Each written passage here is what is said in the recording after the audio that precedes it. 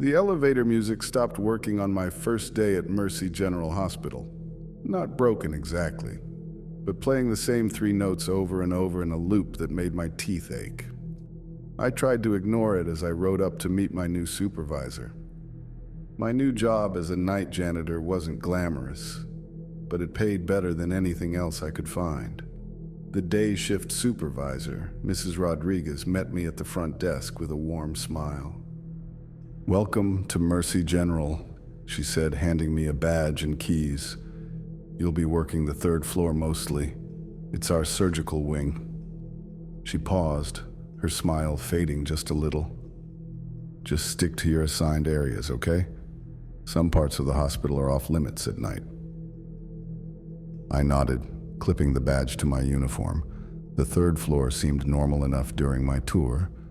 Clean white walls, patient rooms, a nurse's station.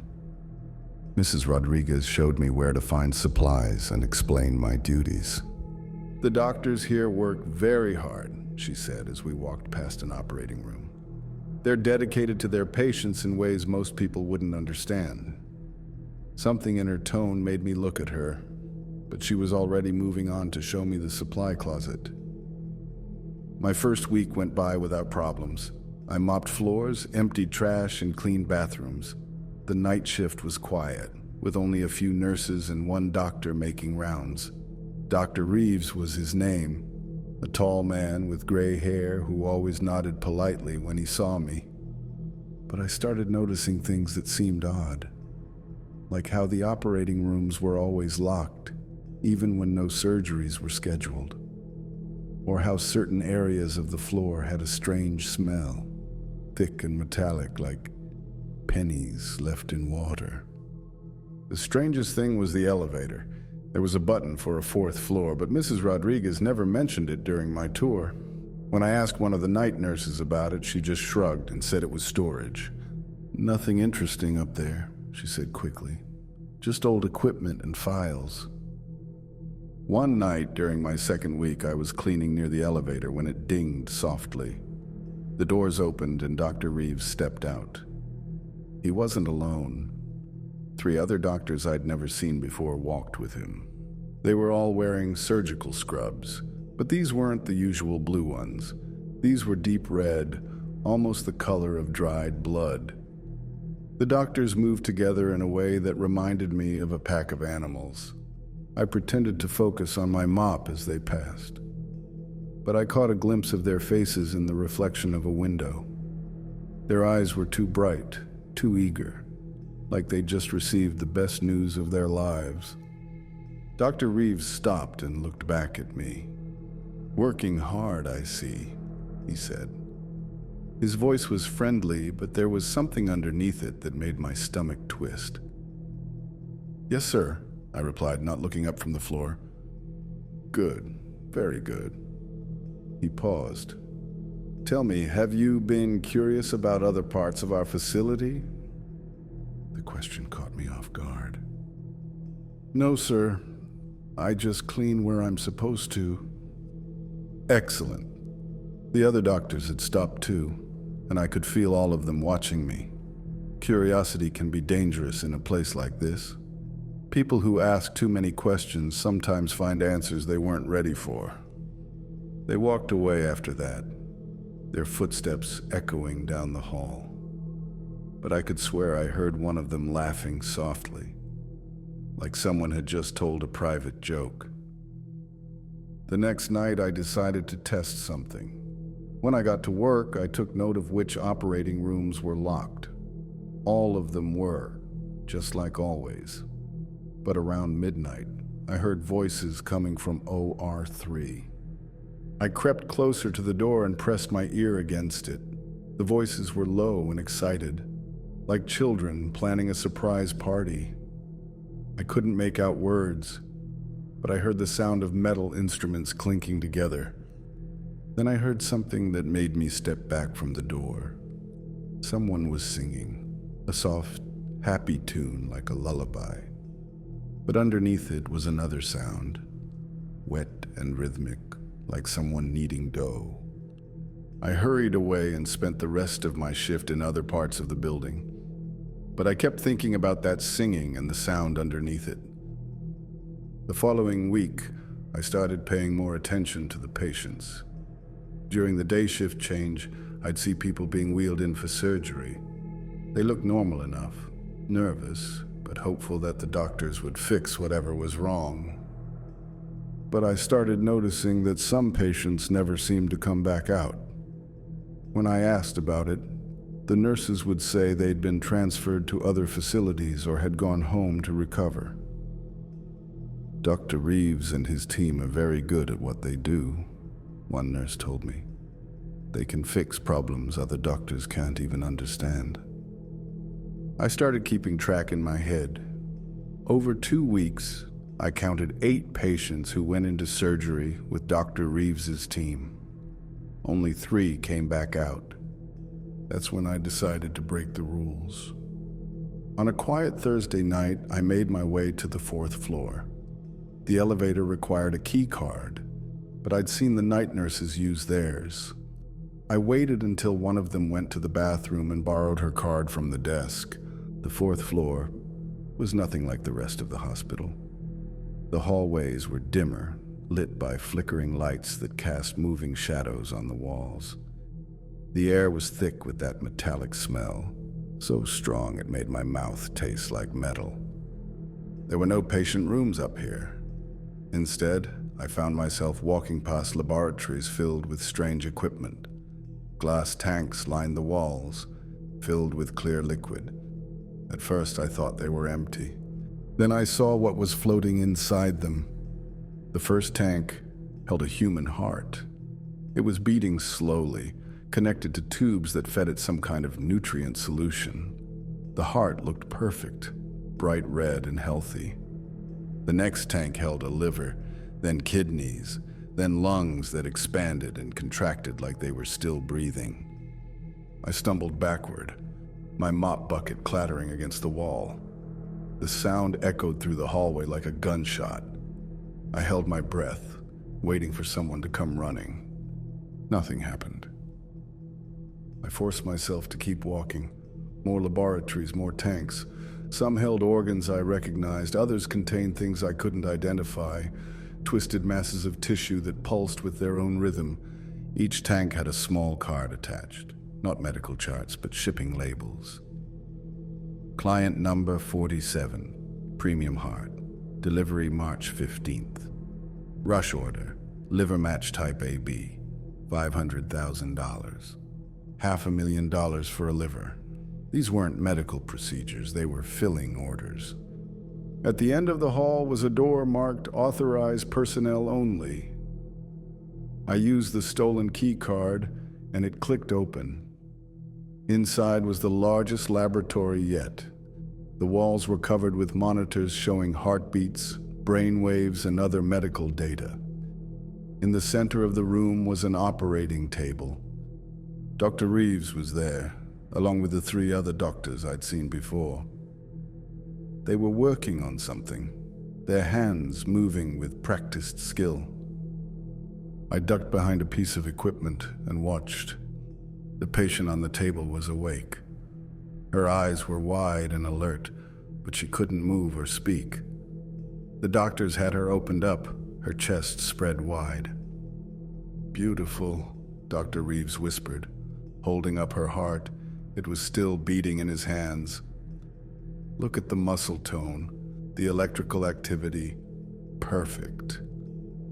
One of the other doctors checked a clipboard. "Client is paying $2 million for this one. Guaranteed fresh delivery within 6 hours of harvest.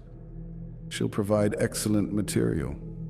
The heart alone should function for decades in the right host." Dr. Reeves set the heart in a special container filled with moving fluid. They weren't trying to save her. They were harvesting her organs for wealthy clients who paid premium prices for guaranteed fresh parts. The woman's eyes found mine across the room. She couldn't scream, couldn't call for help, but I could see the terror and desperation in her gaze. I wanted to run. Every instinct told me to get out of there and never come back. but I couldn't leave her like that. I looked around for something I could use as a weapon. The laboratory was full of medical equipment, but most of it was too small or too fragile. Then I spotted a fire extinguisher mounted on the wall near the door. The doctors were focused on their work, speaking in low, excited voices about preservation techniques and delivery schedules. I crept toward the fire extinguisher, moving as quietly as I could. My foot hit something on the floor, a surgical instrument that rolled away with a metallic clink. All 4 doctors turned toward the sound. "We have a visitor, Doctor," Reeves said calmly. His hands were still covered in blood, still holding surgical tools. "Come out, my friend. No need to hide." I grabbed the fire extinguisher and stepped into view. "Let her go," I said, surprised by how steady my voice sounded. The doctors exchanged glances and then they started laughing. Not the quiet chuckle I'd heard before, but full, deep laughter like I'd just told the funniest joke in the world. "Let her go?" Dr. Reeves repeated. "But we're helping her. We're giving her purpose. Her organs will live on in people who can afford the very best medical care."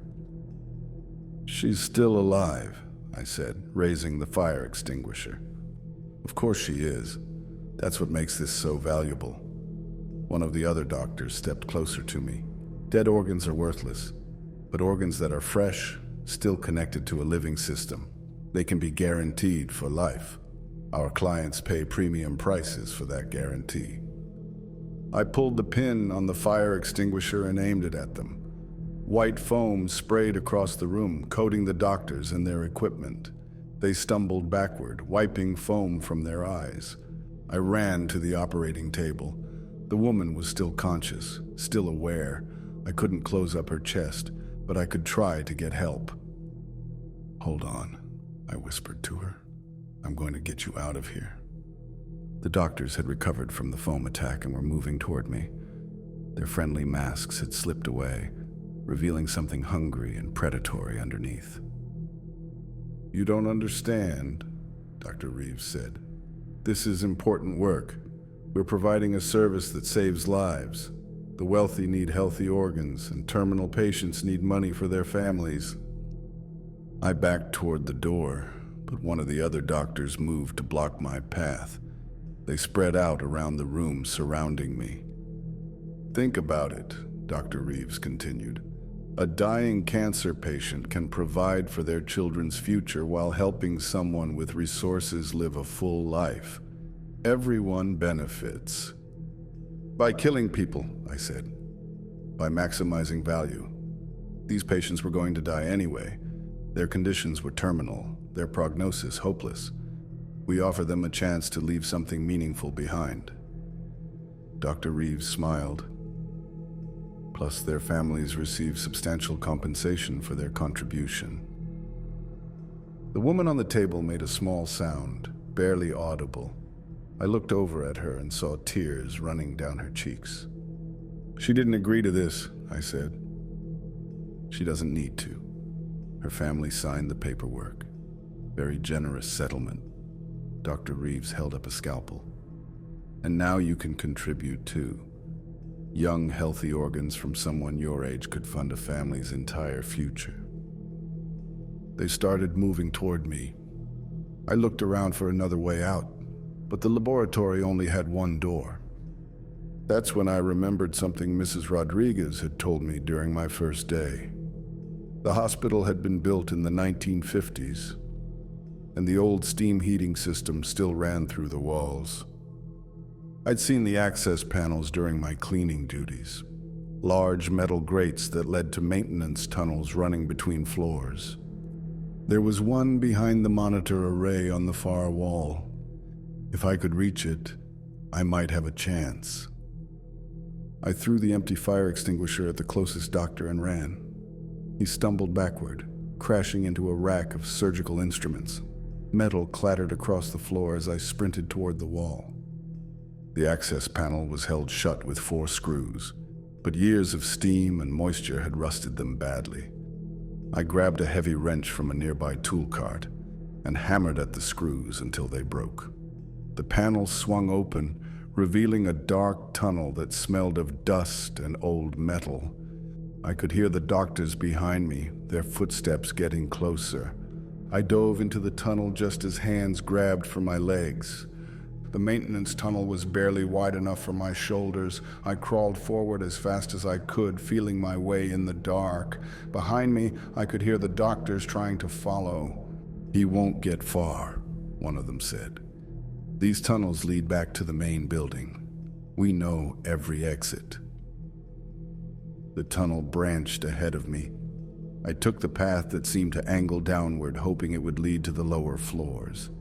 My knees scraped against the metal floor, and my back hit the ceiling every time I tried to move too quickly. After what felt like hours, I saw light ahead. Another access panel, this one leading to the second floor supply room. I kicked it open and tumbled out, gasping for breath. I was covered in dust and rust, my uniform torn from crawling through the tunnel. But I was alive, and I was out of that laboratory. I ran to the elevator and hit the button for the ground floor. Nothing happened. I tried again, then realized I still had the stolen key card. The elevators must be locked down. I found the stairwell and ran down 2 flights, taking the steps 3 at a time. The main entrance was just ahead.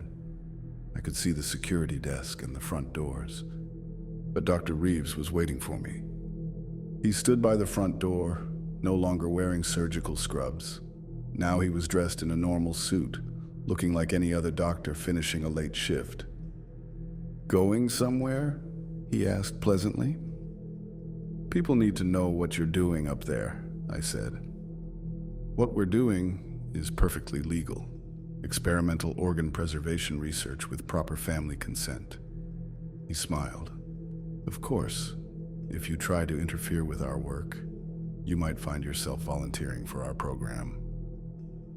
"That woman is still alive. You were cutting her apart while she was conscious." "Was she?" "I don't recall seeing anyone like that." Dr. Reeves pulled out his phone. "Should I call the police? Report that our night janitor broke into a restricted area and destroyed expensive medical equipment." I stared at him. He was right. Who would believe my story? A janitor claiming that doctors were harvesting organs from living patients for wealthy clients. They'd think I was crazy. "Here's what's going to happen," Dr. Reeves said. "You're going to go home and think about what you saw tonight. You're going to realize that you misunderstood what was happening. Medical procedures can look frightening to people who don't understand them." He stepped closer to me. "And you're going to come back to work tomorrow night. And you're going to do your job. Clean the floors, empty the trash, and stay out of areas that don't concern you." His friendly mask slipped for just a moment, showing something cold underneath.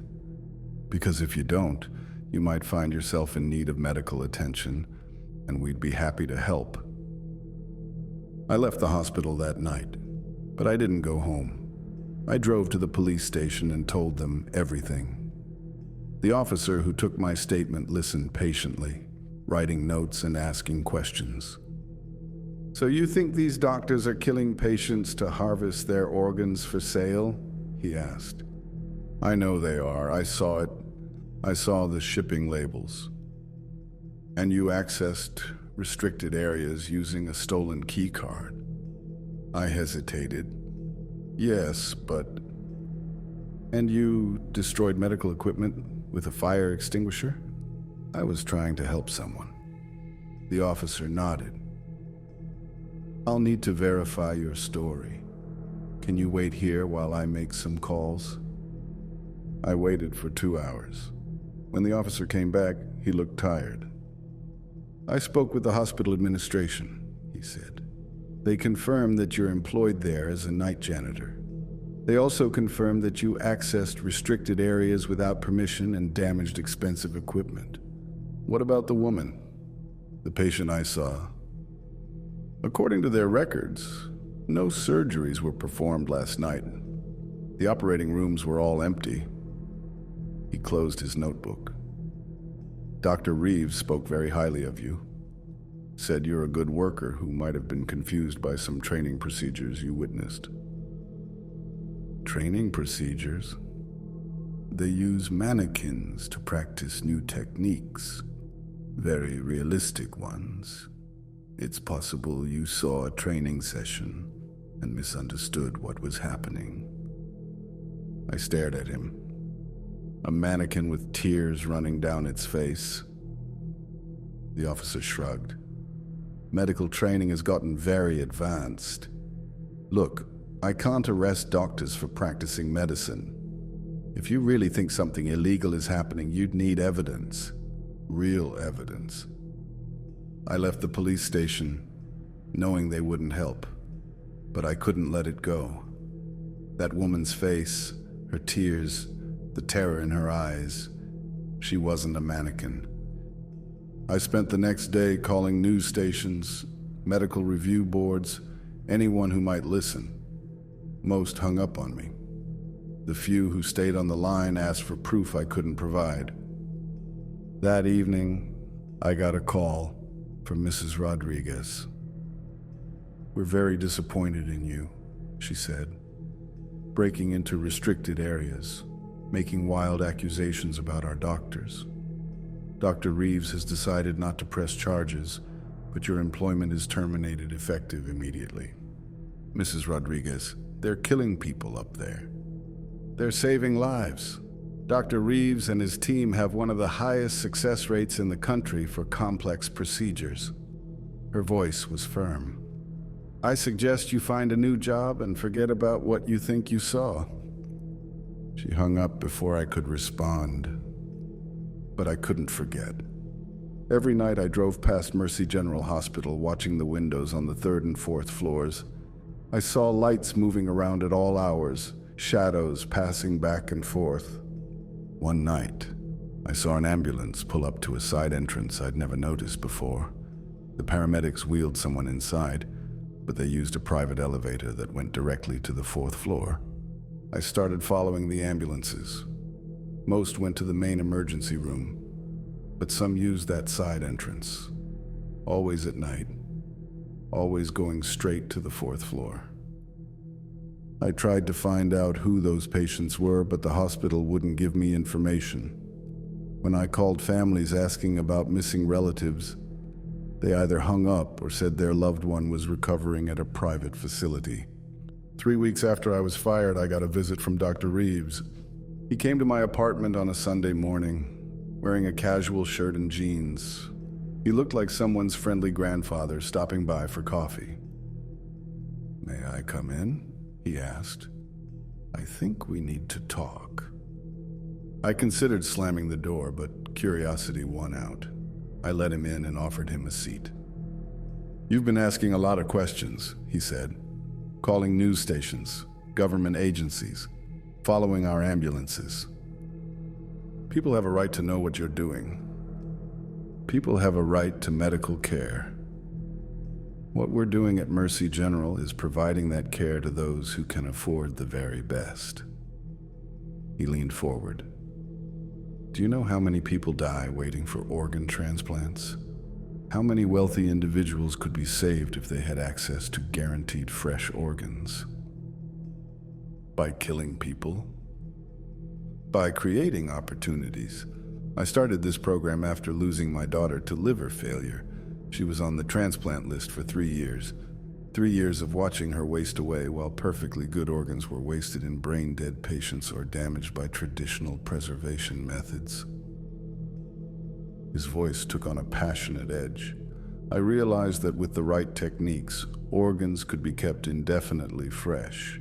And with the right clients, families could receive life-changing compensation for their sacrifice. I stared at him. What sacrifice? That woman couldn't even speak. Her family will receive $5 million. Her children will go to the best schools, live in the best neighborhoods, She gave them a future. Dr. Reeves smiled. It's the most beautiful form of economic efficiency imaginable. And if they refuse, they rarely refuse once we explain the financial benefits. A dying person can leave their family wealthy beyond their dreams. But if they do hesitate, he shrugged. Sometimes people need help understanding what's best for everyone involved. I felt sick. You drug them. Keep them conscious so the organs stay fresh. Consciousness isn't necessary for organ function, but it does improve quality. Our clients pay premium prices for that guarantee. Organs that will never reject, never fail, never age. He stood up to leave. I'm telling you this because I respect your dedication, he said. You saw something that troubled you, and you tried to do the right thing. That shows character. Then let me help that woman. What woman? Our records show no such patient. His smile never wavered. But if you continue interfering with our work, we might need to discuss your own contribution potential. A healthy young man like you, your organs could help several of our clients. Your family could receive $10 million for your contribution. After he left, I packed a bag and drove to another city. I found a cheap motel and spent 3 days trying to figure out what to do next. I called every news station in the state, but my story sounded too crazy. Doctors harvesting organs from living patients for wealthy clients, a hospital administrator covering it up. Without proof, I was just another conspiracy theorist. On the 4th day, I got a call on my cell phone. This is Detective Morrison with the state police, the voice said. We've received some disturbing reports about activities at Mercy General Hospital. Would you be willing to meet with us? Hope flared in my chest. Someone was finally listening. We met at a diner outside the city. Detective Morrison was a middle-aged woman with tired eyes and a notepad full of questions. Tell me what you saw, she said. I told her everything. The 4th floor, the laboratories, the woman on the operating table, the shipping labels with client numbers and prices. The detective took notes and asked follow-up questions that showed she was taking me seriously. We've had other reports, she said when I finished.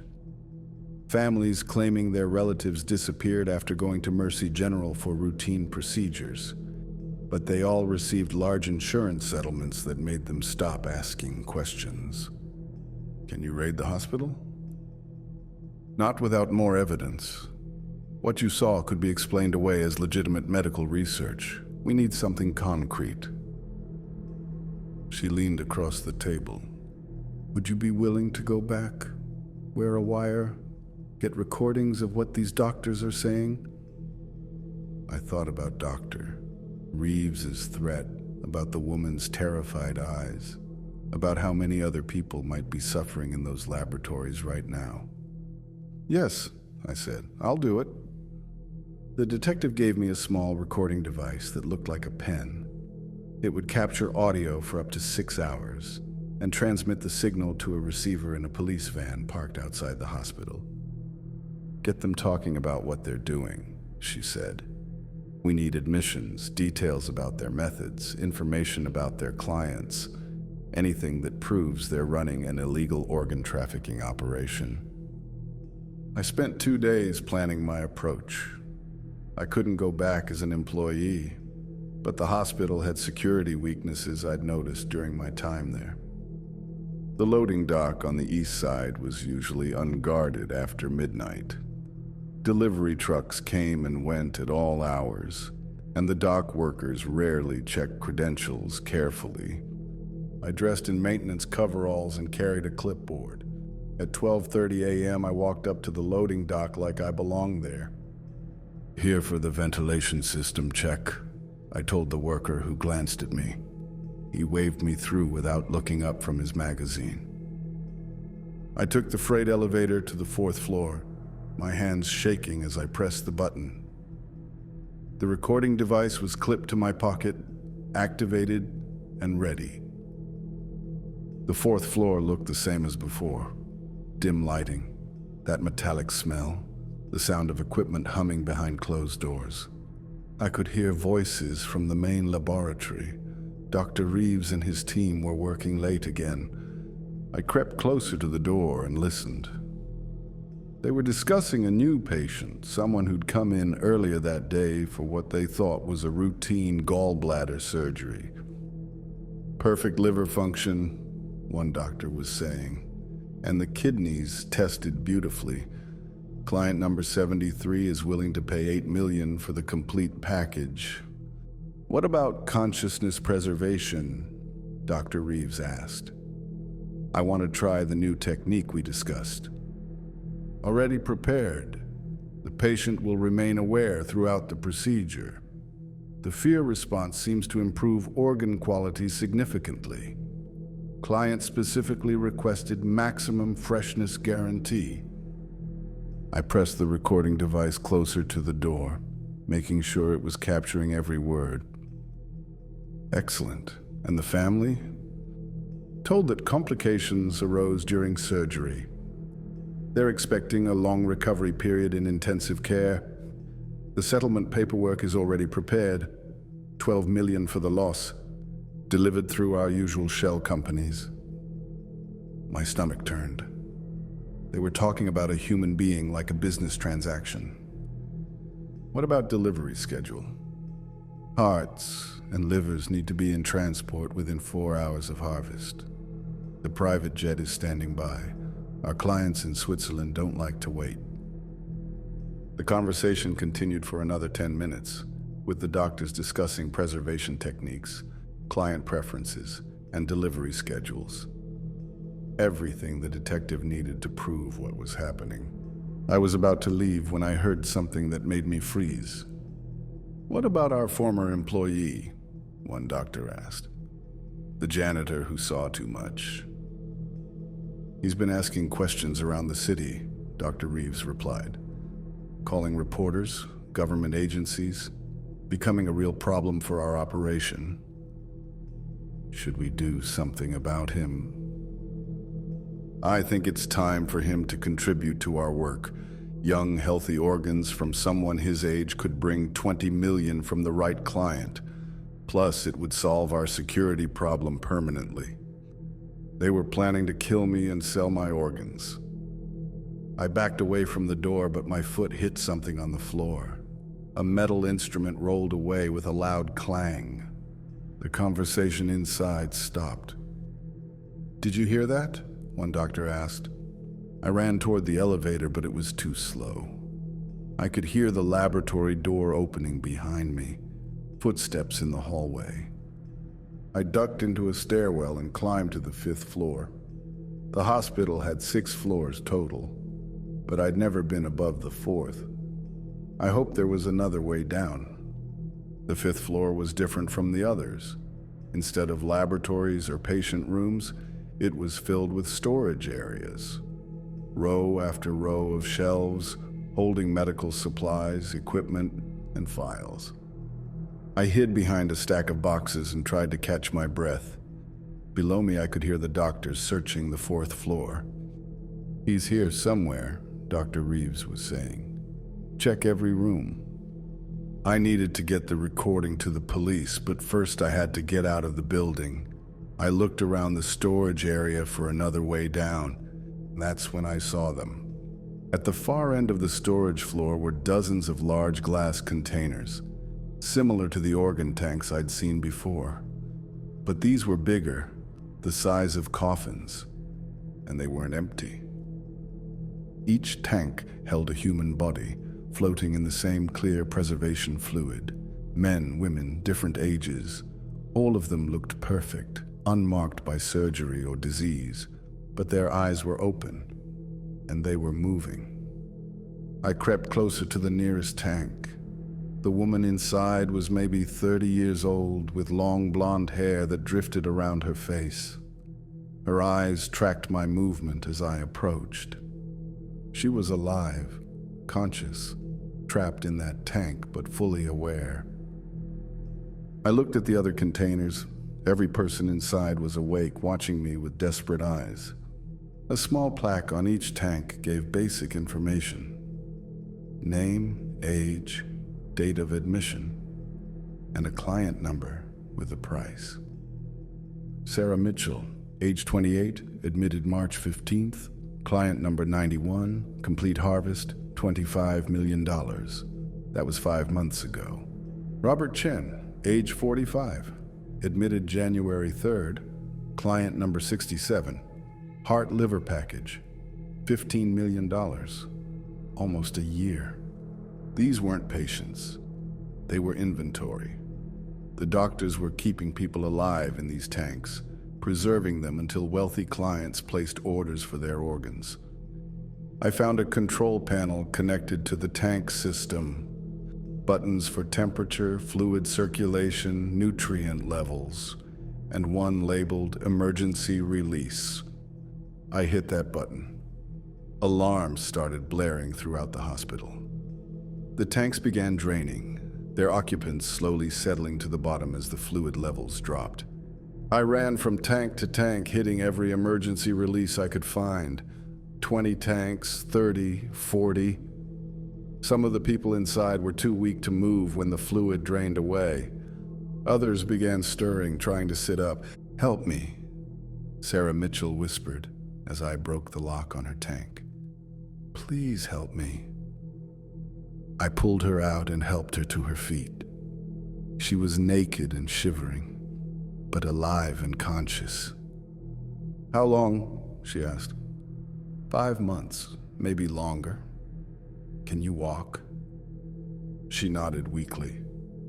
I found some hospital gowns in the storage area and helped her put one on. The other people were emerging from their tanks now, confused, frightened, but grateful to be free. Some had been there so long they could barely remember their names. I heard footsteps on the stairs. The doctors had heard the alarms. "This way," I told the survivors. "We need to get to the main floor." Most of them were too weak to run, but they helped each other as we made our way to the emergency stairs. I stayed at the back of the group, listening for pursuit. Dr. Reeves appeared at the top of the stairwell, just as the last survivor reached the 4th floor landing. "You don't understand what you've done," he called after us.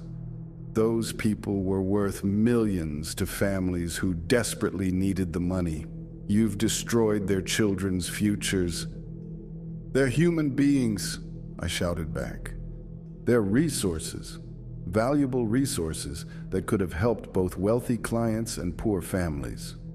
His voice echoed in the stairwell. "Now they'll just die anyway, and everyone loses." We reached the 3rd floor. Some of the survivors were crying, overwhelmed by their first taste of freedom in months. Others looked angry, ready to fight. "Keep moving," I told them. "We need to get outside." The main floor was chaos. Nurses and security guards were responding to the alarms, but they didn't know what was happening. When they saw 40 people in hospital gowns stumbling out of the stairwell, they froze in confusion. "Call the police," Sarah Mitchell told one of the nurses. "Those doctors upstairs. They've been keeping us prisoner, planning to sell our organs." The nurse looked skeptical. "I'm sorry, but patients aren't allowed to leave without proper discharge." "We're not patients," Robert Chen interrupted. "We're victims of organ trafficking." That's when Detective Morrison and her team burst through the front doors. The police van outside had been monitoring my recording device, and they'd heard everything. "Nobody move," Detective Morrison announced. "This hospital is under investigation for organ trafficking." The next few hours were a blur of statements, medical examinations, and arrests. The survivors were taken to other hospitals for treatment. Most of them were weak but healthy, preserved perfectly by whatever chemicals the doctors had been using. Dr. Reeves and his team tried to claim they were conducting legitimate medical research with proper consent forms. They had permits, they said, approval from ethics committees. But the permits were fake, and the ethics committees didn't exist. The whole operation was an illegal organ trafficking ring targeting terminal patients and their desperate families. The recording device had captured enough evidence to charge them with kidnapping, murder, conspiracy, and running a criminal enterprise. When investigators searched the hospital thoroughly, they found bodies in the basement. People who hadn't survived the preservation process, or whose organs had been completely harvested and shipped to clients. They also found client lists, financial records, and shipping logs that revealed the scope of the operation. Wealthy individuals from around the world had been paying millions for guaranteed fresh organs, no questions asked. The trial made international news. 43 people testified about their time in the tanks. Families of missing patients finally learned what had happened to their loved ones, and many had to return the settlement money they'd received. Dr. Reeves never showed any remorse. Even when the judge sentenced him to life in prison, he maintained that his work was important, that he was providing a valuable service to people who needed it most. "We were saving lives and providing opportunities," he said at his sentencing. Wealthy people got the organs they needed. Poor families got financial security, and everyone benefited. These people should be thanking us for giving their deaths meaning. The other doctors received similar sentences. Several wealthy clients were also arrested in coordinated raids across multiple countries. Mercy General Hospital was shut down permanently, its medical license revoked. I testified at the trial, but I tried to stay out of the media attention afterward. The survivors had been through enough without reporters following them around. Sarah Mitchell sent me a letter a few months later. She'd recovered completely and was back to her normal life. She thanked me for saving them, but she also mentioned something that stuck with me. "Sometimes I wake up at night feeling like I'm still in that tank," she wrote. "Like I'm floating in that fluid, unable to move or speak. The doctors said consciousness improved organ quality and increased the sale price. I think they were right. Being aware made everything worse. I still think about Mercy General sometimes, about how many hospitals might have similar operations hidden away on restricted floors. How many Dr. Reeves are out there, convinced they're providing valuable services to people who can afford them." The investigation expanded to other medical facilities around the world, uncovering a network of organ trafficking operations that had been running for decades. But most medical facilities came up clean. Mercy General seemed to have been one of the largest, if not the most profitable. I found a new job at a small clinic across town. Nothing exciting, just basic maintenance work. But I sleep better at night, knowing the doctors here are trying to heal people, not harvest them for profit. Sometimes, patients ask me about my previous job at the hospital. I tell them it didn't work out, that I wasn't a good fit for that kind of environment. I never tell them about the tanks or the laboratories or the woman whose terrified eyes still haunt my dreams. Some stories are too dark to share with people who just want to get better and go home. But I remember. And I'll always listen when someone says they've seen something strange in a place where people are supposed to be safe. Because monsters don't always look like monsters. Sometimes they wear white coats and carry stethoscopes and call their evil work medicine.